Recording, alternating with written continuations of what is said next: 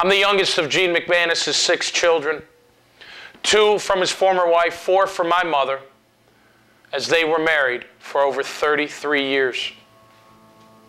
We were good buddies. He's an inspiration to this day, and I miss him every single day. I wrote this story back in 2000, the original, for my wife and I were expecting our first child, a daughter that we would name Avery Ann. I was out of football.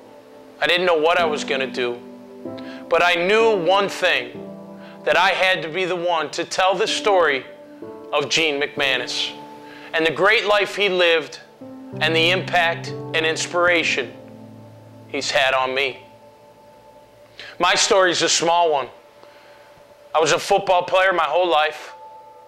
I met every challenge that was handed towards my way, made my own luck, and found myself graduating from Boston College after a football scholarship where I was named an All-American after my senior year. I ended up making the team in 1995, the inaugural team of the Jacksonville Jaguars.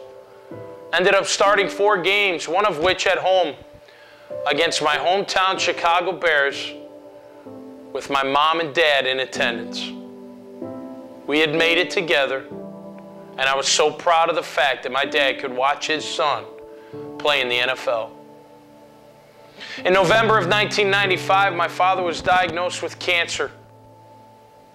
Out of the clear blue sky, he was given 2 months to live. It took him within a month. It was one of the toughest things that any of us in our family had to go through. Our leader, our hero, our father was gone. I wrote this story for my first unborn daughter, and now it's so much more. We have another daughter named Kelsey and a 3rd daughter on the way, and it's for them.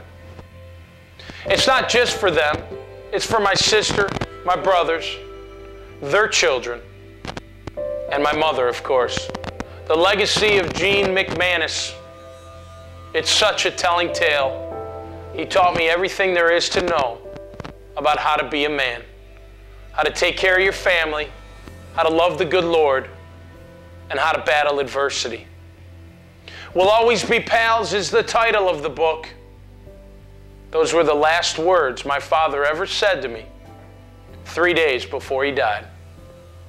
I knelt in front of him in his bedroom as he sat on the edge of his bed, and he put his hand on my shoulder and said, "You know what, Tom? We'll always be pals." Those were the greatest words I'd ever heard from my father in my whole life. And he was right, because we were pals. And he's such an inspiration on me even today. I tell my daughters about Grandpa Gino all the time. My wife has heard so many stories, my Christina has heard so many stories about my father. So I wrote a screenplay and I wrote a book. The screenplay was rewritten by a Hollywood producer. It's called When Heroes Dream. My father was my hero. That whole generation was full of heroic accomplishments. They dropped everything to give us our freedom today.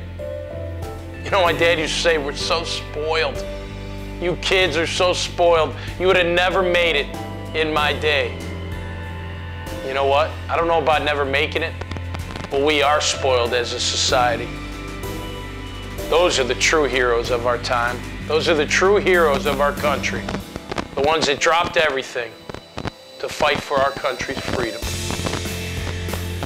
I wrote this story because I had to. Because I wanted everyone to know about my father and what he did and what he meant and what he stood for.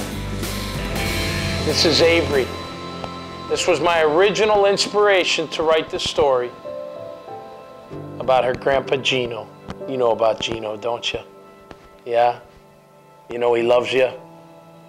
Yeah? Do you want to say anything to the camera? I love you, Gino. Yeah, we do love Grandpa Gino a ton.